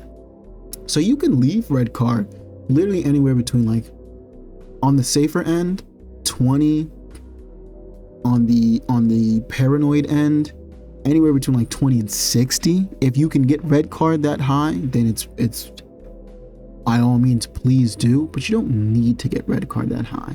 So you can have red card just doing its thing, sitting there providing you consistent mult, and you're in a good spot. I think another joker that just does that, provides you consistent mult, puts you in a good spot, is Abstract Joker. And I see Abstract, I'm optimistic, because regardless of what other bullshit I have, as long as I have other bullshit, Abstract gets better until it maxes out at 15. You might have a negative, it'll max out at 18. Playing on a black deck, maxes out at 18, you get another negative 21. It's just strong, consistent mult. And that way you can take your mult, you can use it to get more money, you use your mult to get more money, you can look for your X mult, you can look for your chip scaling. It just puts you in a really good spot. Now that I'm talking about consistency, I think I have to put misprint. I personally love a misprint, but since misprint is the opposite of consistency, I think I have to put it somewhere like here, right? I love a misprint. I see a misprint, I'm happy. Sometimes though, when you need that misprint to give you like 8 mult and above, you get that 0 and that 1 back to back, and you're like, damn, bro. Damn, bro. Ask me when I first started playing Balatro. Misprint, I need that. But now, kind of going a little further down. Okay, let's the runner probably needs to go more so up here. If you can get this to 45 chips, which is just 3 straights, you can forget about this in your first 3 antes and it's fine.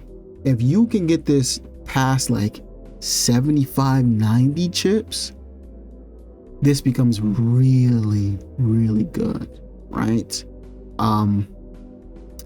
My problem is if I ever rely on a straight to win me a run, I'm going to lose. But you don't have to rely on straights for you to win. You just have to get a couple straights to boost this up. And more often than not, you might just like go into a round and there's a straight there and you can play that straight.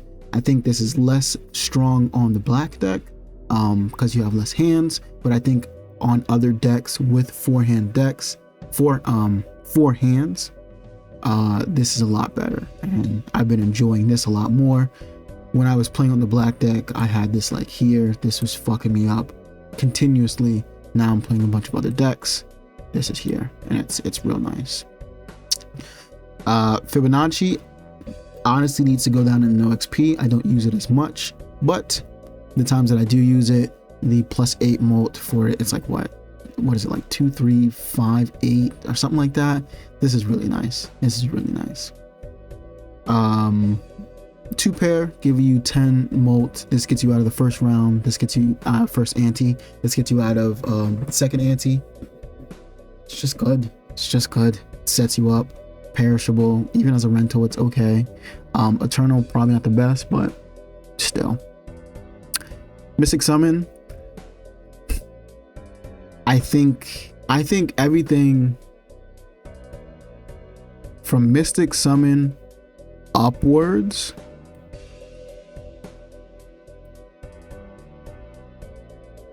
as an eternal, rental, whatever the case may be, you are considering. Okay.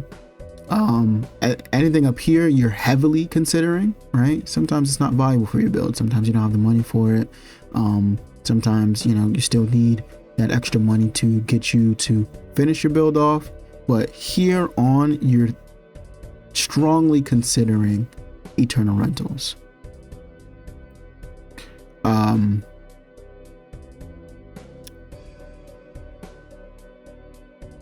And I put a lot of jokers behind that. I think Mystic Summon is that like barrier of, more often than not, you're probably going to use all your discards, so you're going to get the 15 molt. And 15 molt is really good. Just like Abstract Joker, you have all your jokers. Abstract Joker is really good. Red card, probably more so. Red card goes over here, right? Once you can get it to a consistently good spot, it is great. It is great for you. Until then, though, it's whatever. 15 molt for having no discards. I typically run with no discards, and you only have 2 of them anyway. So, speaking of only having 2 discards, Banner, you get 30 chips per discard. Earlier on, when you have more discards, when you have 3, or if you're playing the red deck and you have 4, even when you go down to Gold Stake and you only have 3, it's really good. You get 90 chips, 60 chips more often than not. 60 chips helps. Like I said, I've talked about these scaling jokers, and I've talked about them getting to like 45 chips, 50 chips, 60 chips. Like that is like kind of like the baseline for, okay, this is nice, like these help. This is less valuable than a foil joker, because then you can still use your discards and get the 50 chips. This gets better with the vouchers, but just as it is, I think early on it helps you get past ante 1, ante 2, ante 3. Maybe you can use it later on. Maybe you can find yourself a build where you're using this later on, like maybe if you have this and what is it, where's that card, this, which takes away a hand but it gives you 3 discards. These seem like they have insane synergy, but you also have to get both of these. And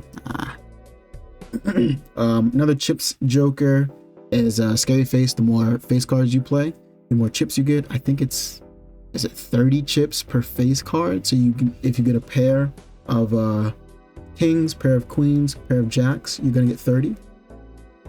So 30, 60, you pay, sorry, I said that wrong. If you play a pair of face cards, you're getting 60. If you play like a flush or something, you can have like 5 face cards, you can have 4. It's gonna scale greater. But again, you have to play face cards. There are other things that benefit from you playing face cards. There are things that don't benefit from you playing face cards. So it's kind of a middle of the road where it's like synergistic with some things, not some things, but not synergistic with other things like this. It's not synergistic with these jokers. Synergistic with this joker right here. So yeah.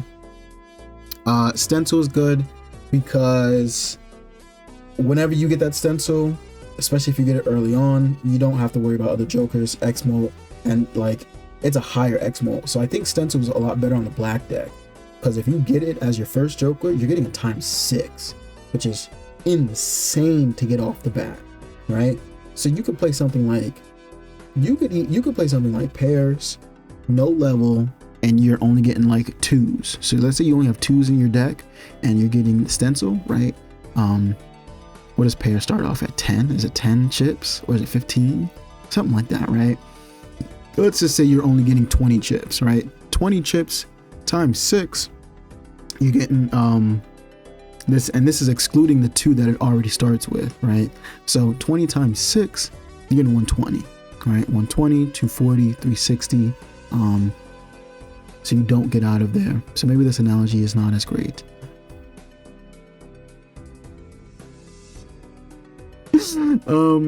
But it's ×6 the 2 that you have. So it'd be 20 chips ×12, right? So 20 × 10, that's 200, 200, 400, 600. You're getting out of the first blind, right? And this allows you to stack up money. So with your stacked up money, you're gaining interest. You can gather something else in the shop. I think this is fine. Even when you go down to this only being a ×2 mult, it is fine. And then when you get to the point where it's like, all right, I have a full build and this is ×1 or ×0, you just sell it. You just sell it. Still a good joker, but okay. Free reroll is insane. I have a run. I think it's the green deck, where the free reroll got me the square joker. The square joker ended up winning me the game. It was a rental free reroll, so I picked it up, rerolled, got the square joker, sold it. Net gain 0.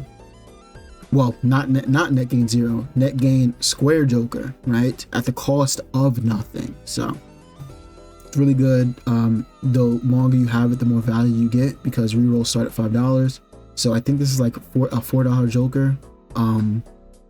So it ends up paying for itself, even if it's a $5 joker. Even if this was a $6 joker, it would still be fine, because you get it $5 off that first reroll, and then $5 off that second, $5 off that third, right? So 5, 10, 15, 20. You just end up saving a lot of money with this.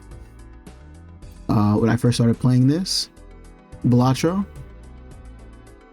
thinking about restarting, but as I'm playing more and more, let's close here. Talked about this. This one is chips. Where is, yes, okay. This one is chips. You get 50 chips per pair. You can play 4 pairs per ante. Per round. You can play 3 pairs per round depending on the deck that you have. This is 150 chips that you're getting, 150 to 200 chips that you're getting. It's just consistent, really good. This and this, really, really good. Talked about the cat. Talked about my love for hearts because they never let me down. Odd Todd. Just really good. I play odds. You get 31 chips for it, which is more than the 30 chips that you're getting for this.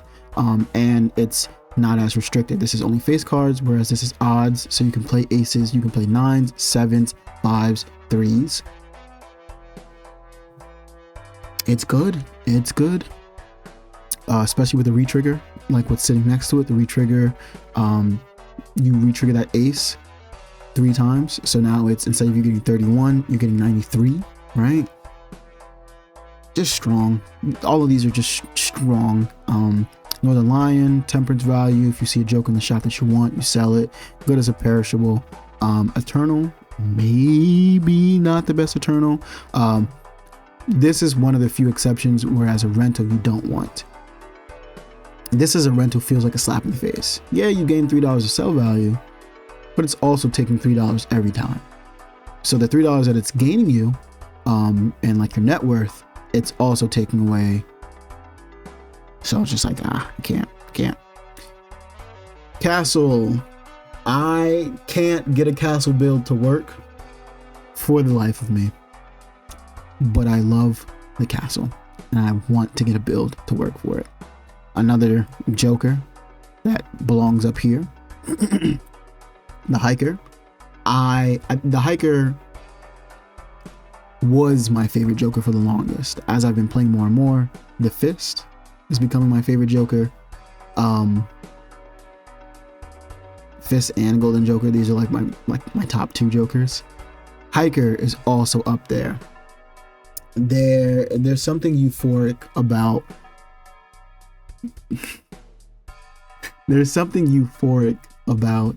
getting the hiker, getting your retrigger, like your Chad or your Seltzer or something, and playing the same card over and over and over again, just trying to stack it up as high as possible. Something out of body by just doing that. Love the hiker. May not be the best. I get the hiker, and I'm very optimistic about the run.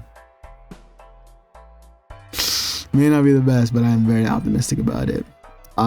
This reroll joker, I have had one good run with it, and that one good run is all I needed to recognize its value.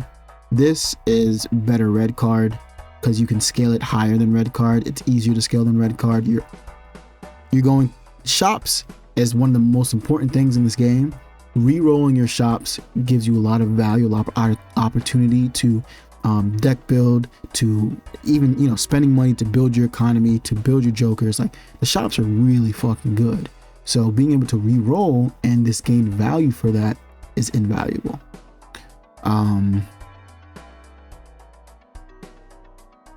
Yeah, I think maybe another joker that should go up here because of how invaluable I think it is Shoot the Moon. Instead of you getting $5 for your interest, you're getting $10, and even if you don't get it all the way up to 5 or 10, let's say instead of getting $3, now you're getting 6. You know what I'm talking about? Like, is that how it works? Yeah, instead of $3, you're getting 6. Right, you're getting $3 extra of interest. I think this is viable as a rental. I think this is great as an eternal. I think this is fantastic as a perishable. Right.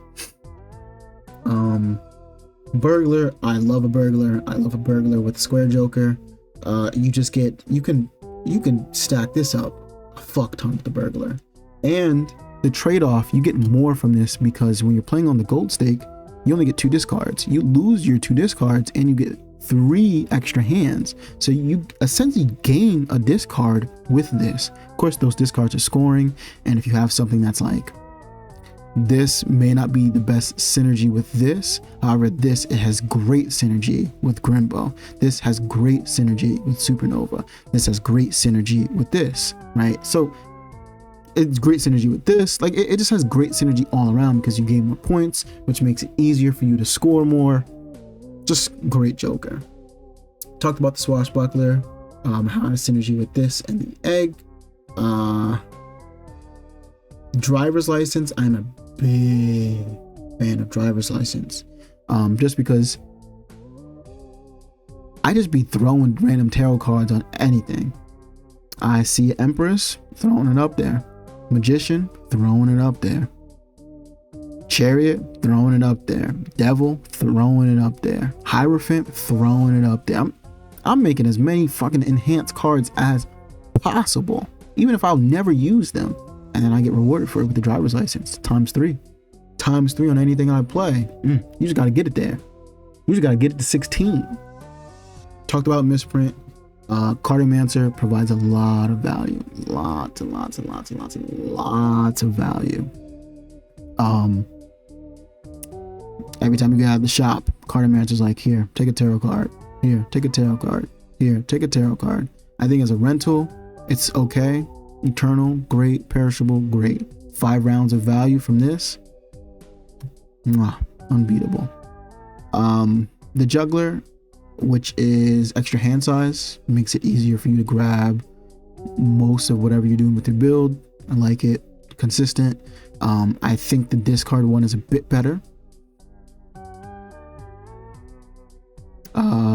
Extra discard as opposed to extra hand size. Extra discard, you can't beat that. And the extra discard pairs with so many other things, right? Pairs with the banner, so you get more chips for your banner. Pairs with the delayed gratification, so you get more money. Pairs with just in general, if you're searching for your blue seals or whatever, you have an extra discard to look for it. It's great. It's great. Talked about Grimbow, Triboulet, or Tribin, or looking for the trib, right? It's just a nice joker. You get ×2 every time you play a king and a queen. Encourages you to make multiple kings and queens, and even if you don't, still pretty strong joker. You play a pair of kings, that's ×2, ×4, you get a ×4 moat. It's just good. It's just good. It's good. Okay, I think everything else here,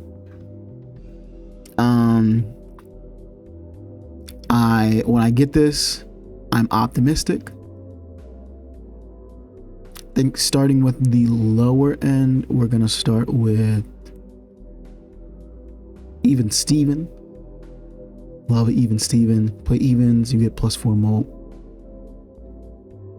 This has gotten me out of this. Was my raised fist before I've seen raised fist more, before I understood raised fist, before the ancestors inside of me said stop sleeping on raised fist, and I said, you know what,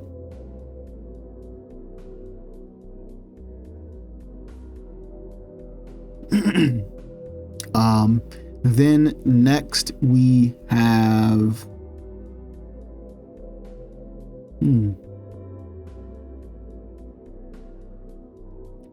probably this into this. Half joker, 20 moat, playing 3 cards, bit restrictive. Not the best when you're trying to look for like your seals or your gold cards or anything like that, but it's gonna get you out of a pinch. If you need to get out of that ante-2 boss, it'll get you there. If you need to get out of the small blind and the big blind of ante-3, it'll get you there. Is it going to get you out of the ante-3 boss? Not guaranteed, but it does help. It does help. Michelle, also very optimistic when I see Michelle. I think more so than even Steven, just because I know Michelle leads into Cavendish, right? +15 moat on anything is great also. I think Acrobat, very optimistic. This activates ×3 moat on the final hand of the round. That means it's really good early on, and it's even better late game. You get to a point late game where maybe you're not scaling as much, maybe you're trying to go into your pair build, and you're just not finding the Mercury cards. Your blue seal is bottom deck, and he's bottom deck your blue seal for 2 antes, right? You can't fucking find the blue seal, and you're just getting very unlucky, right? So you're not scaled as much as you should. This helps out a lot, because if your score requirement is like 12, 120,000, right? And your pairs, you have 4 hands, your pairs are getting like 20,000, right? So it's 20, 40, 60 ×3, you get another 60,000, right? It saves you in that blind. So then you get to go to the next one, and you're like, all right, this is going to save me. This is gonna, because after the 120, I think it goes down to 110, and then it goes back up or something like that, or maybe it goes 120, and then you have to go like 200,000, 300,000 for something like that, right? But either way, the scaling towards the end gets a bit hard, but this saves you towards the end. It gives you another shop. It gives you another chance to find those extra scaling moat jokers to help you out. Something else I am optimistic about is this one right here. I think this is probably at the top of my optimism. ×2 for a pair. Again, you get this, which is +8, And then you get this, which is times 2. So that's 16 right there. If you have any of these other scaling moat jokers, the dagger, the reroll, the red card, times the 2 on that, you're just in a great spot. Supernova times 2.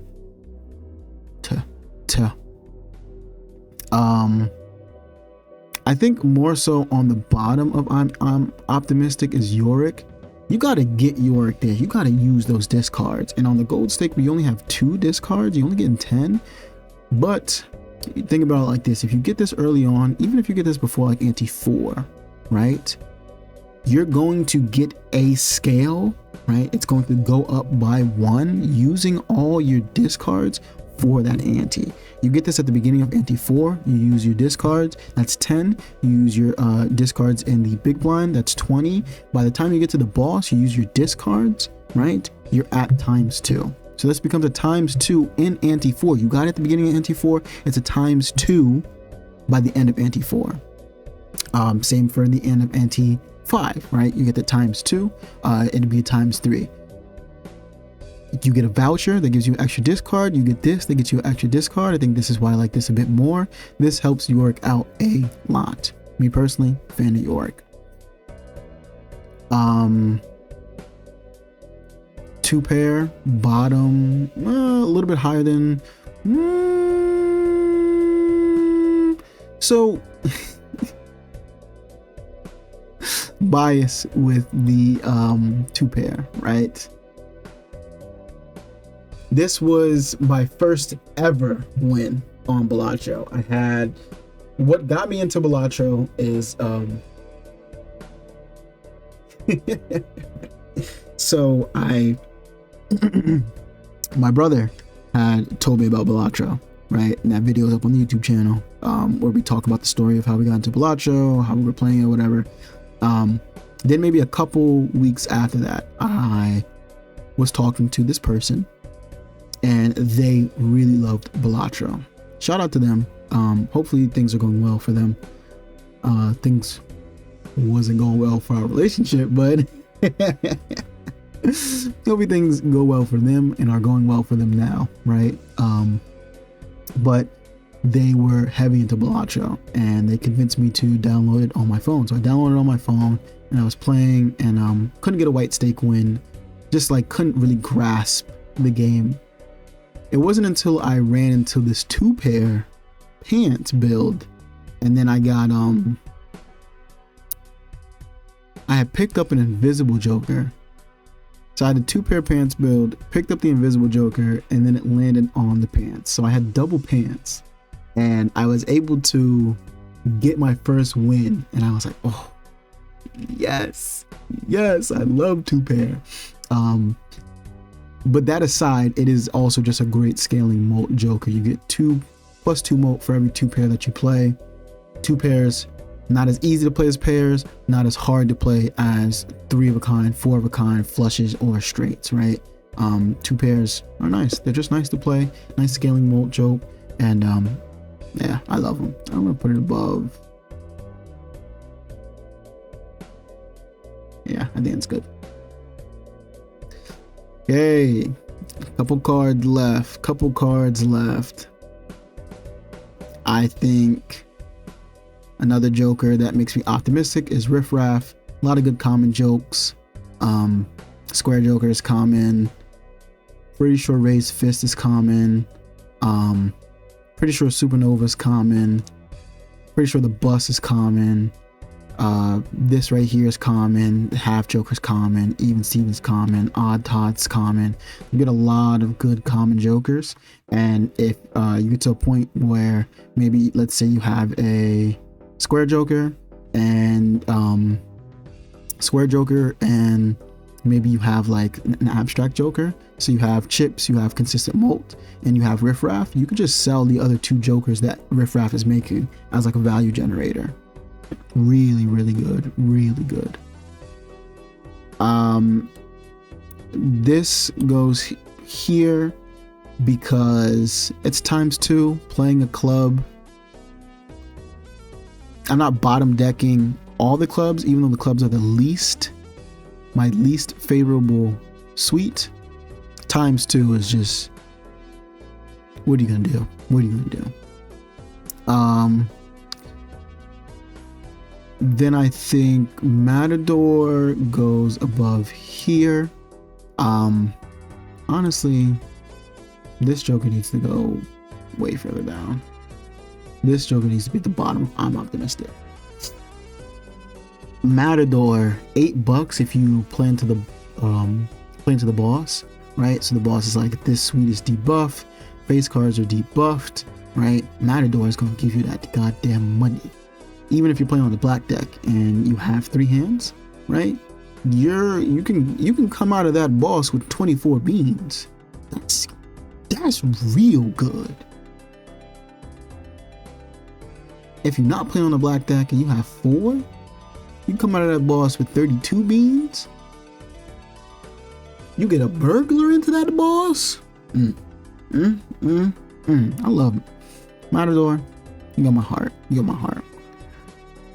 Okay, I think this is the last of optimistic, and I think everything from here on out is in life is good. I see Burnt Joker. Burnt Joker is probably at the top of life is good. Really good before ante like 6 or 7. If you get it at that point, it's probably a little too late to pick it up. Well, other than that, it's fine. It's great. Juxtaposed to that, and I think this is my personal bias coming into play, I think a Space Joker, I need that. It's a 1 in 4 chance for you to hit the Space Joker,